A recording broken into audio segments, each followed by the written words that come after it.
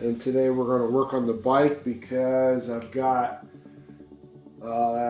as you know, I've got all of my back parts in, shock rebuilt, intake in, power commanders in, and while I was in here and had the tank off, I left my tank off so I can remove the EVAP system canister. And so Rotweiler makes a kit for like 20 bucks.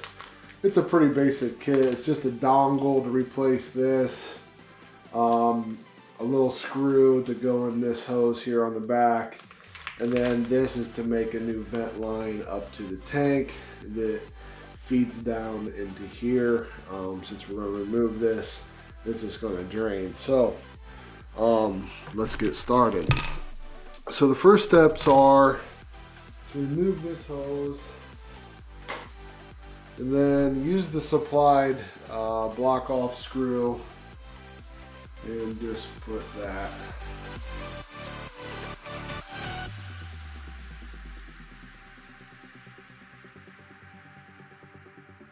and down.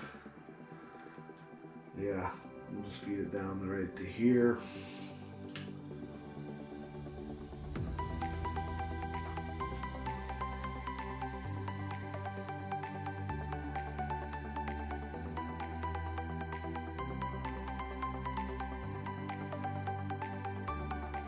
There we go. All right, then we take this dongle apart and then we plug in this new dongle here. Or I think we plug it in here,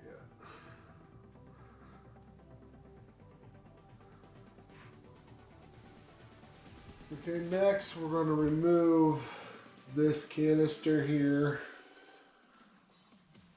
And it just slides off the back.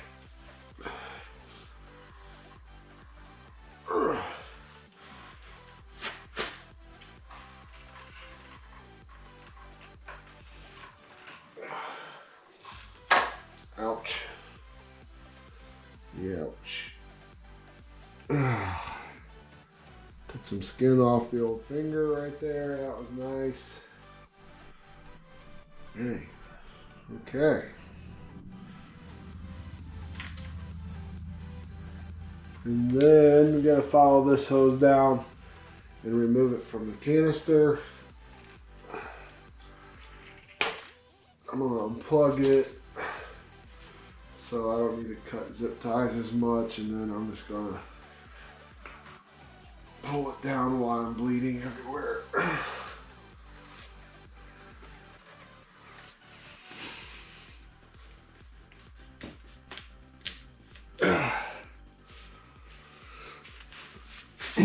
Just a minute, wipe some blood off.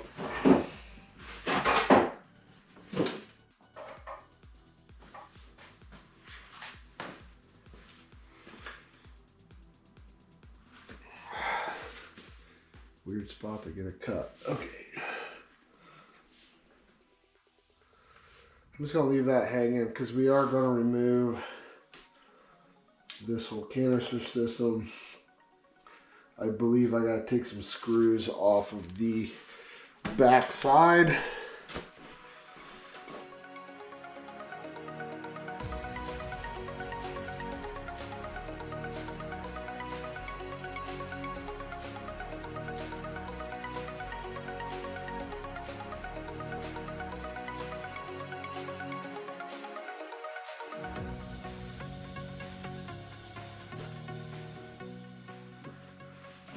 The T30 Torx. T30 Torx.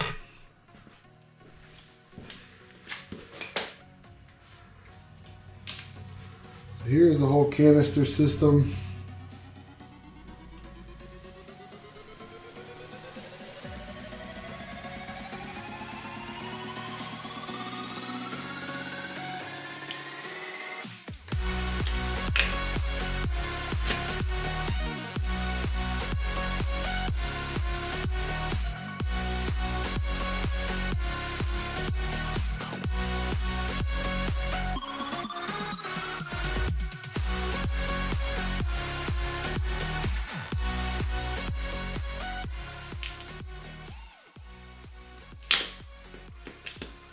There we go. It kind of slides off. Would be the top.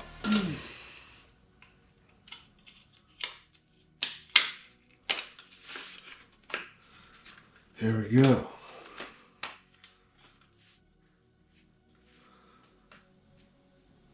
There's that hose.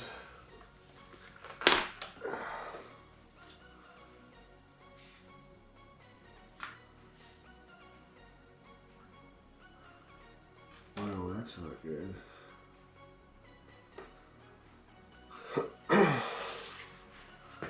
Kind of broke this connector to this, but we might not need that. I'll have to check.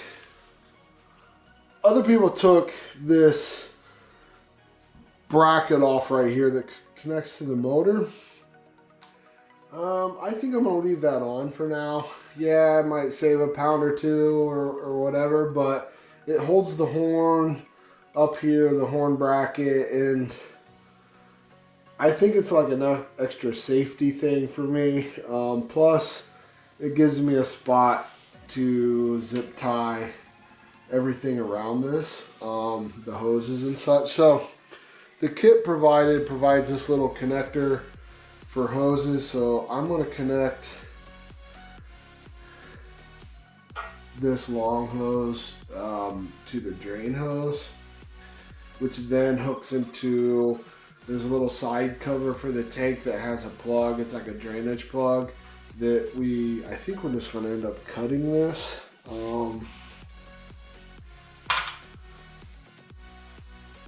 This is a coolant overflow, so those are 2 waters. We'll zip tie there. So yeah, this is almost long enough to reach, but not quite. So I'm just going to plug these 2 together. And this one is the drain hose for fuel. But I may wait till I get the tank on and then cut this to plug in to that thing on the protector. And then what we're going to do is grab the zip ties that they supplied, and I am going to first of all tighten this one back up because I didn't cut it.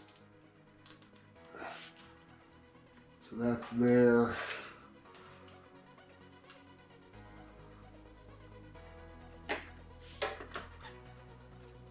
Don't want to tighten it too much, but it was pretty loose. Okay, and then I'm going to use that bracket to zip tie these 2 hoses. Instead of removing this bracket, because I'm not, I mean, you could probably zip tie to this hose here or something, but I'm just going to leave that bracket on there and zip tie my 2 hoses right to that. I think that's going to work very nicely. They're right there. Maybe push them forward so it goes onto my skid plate, which will go under the header. Or after the skid plate goes on, because it's going to come up to here. We might be able to reroute this so it goes in front of the skid plate, but we'll see. And then I'm going to cut this when I put the tank on to the right length to plug into that little plug inside the tank protector. So next we can put skid plate back on and put our tank back on.